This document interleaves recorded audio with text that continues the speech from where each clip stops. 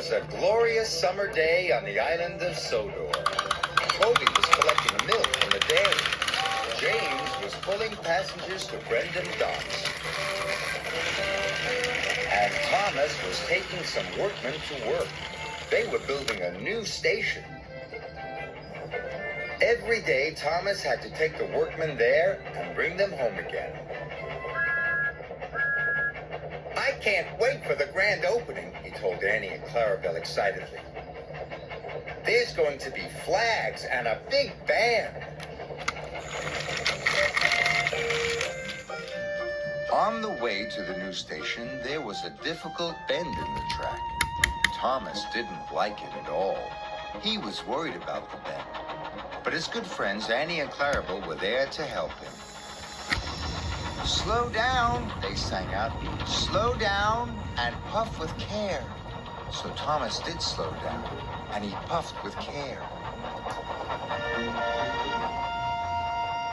Thank you, Thomas puffed to Annie and Clarabelle. I couldn't have done it without you.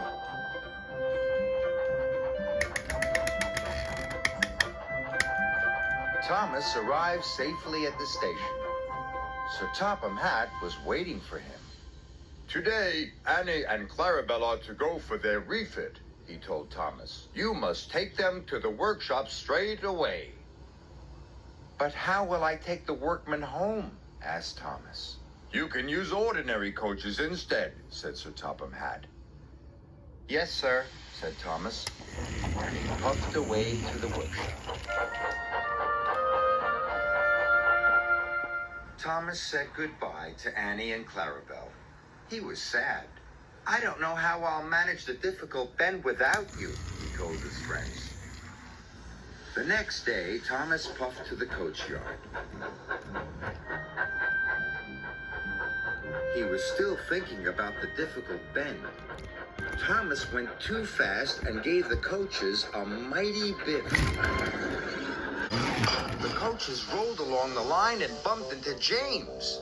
Watch what you're doing, James snorted. Sorry, Thomas puffed. Thomas was missing Annie and Clarabelle. He would never have biffed into the bend. Soon Thomas was on his way to pick up the workers at the new station. Difficult bend, he puffed nervously. The difficult bend came nearer and nearer.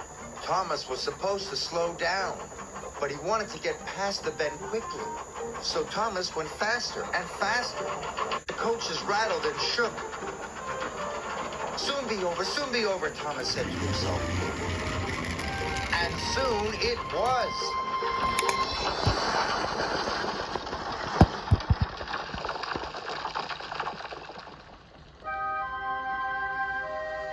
Luckily, no one was hurt. But Thomas felt sadder than ever. Harvey arrived to help clear up the mess. Harvey didn't like seeing Thomas so unhappy. I can't go around the difficult bend, Thomas wheezed sadly. I'm not a useful engine without Annie and Clarabelle. You are a really useful engine, said Harvey, and a jolly good friend. And he puffed away.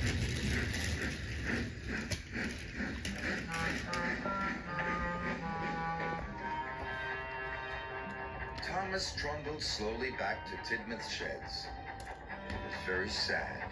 He wanted to be back with Annie and Clarabelle.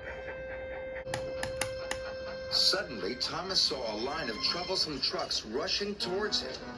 They had come uncoupled from cinders and ashes, cried Thomas. The troublesome trucks are heading for the new station, and they're going too fast. I must warn the station master. So he raced after them. The troublesome trucks clattered along the track. Thomas was determined to save the new station, so he dashed after the runaway trucks. Thomas went faster and faster. He raced past the troublesome trucks, but he was nearly at the difficult bend.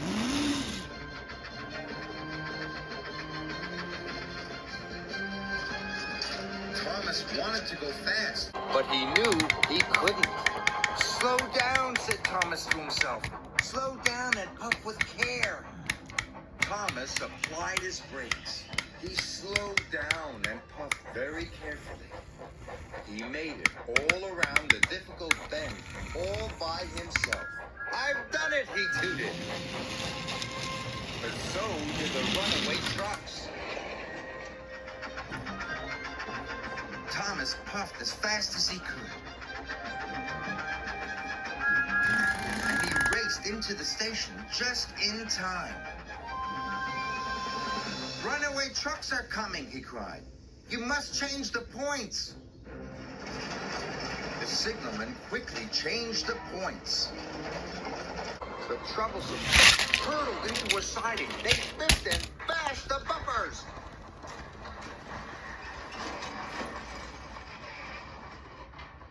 But the station was safe. The next day, Thomas was back with Annie and Clarabelle. They were going to the grand opening of the new station. They chuffed along happily together. And when they came to the difficult bend, Thomas slowed down and puffed with care. The difficult bend wasn't difficult anymore.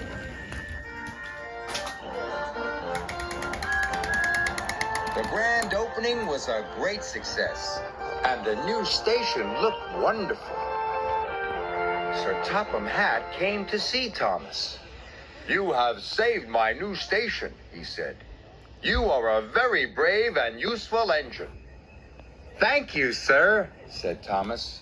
He was so proud it made his firebox glow.